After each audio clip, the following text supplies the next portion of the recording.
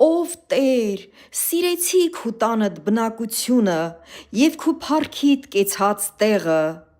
Տերը իմ լույսս ու փրկությունս է, ես որմե պիտի վախնամ, Տերը իմ կյանքիս ապավենն է, ես որմե պիտի դողամ,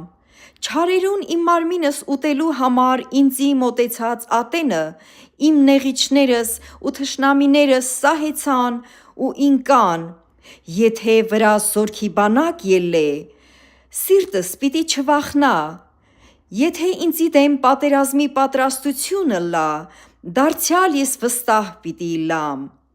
բան մը կխնդրեմ Տերոջմեն ու ասիկա կաղաչեմ, որ կյանքիս բոլոր օրերը Տերոջը տանը մեջ բնակիմ, Տերոջը վայելչությունը տեսնելու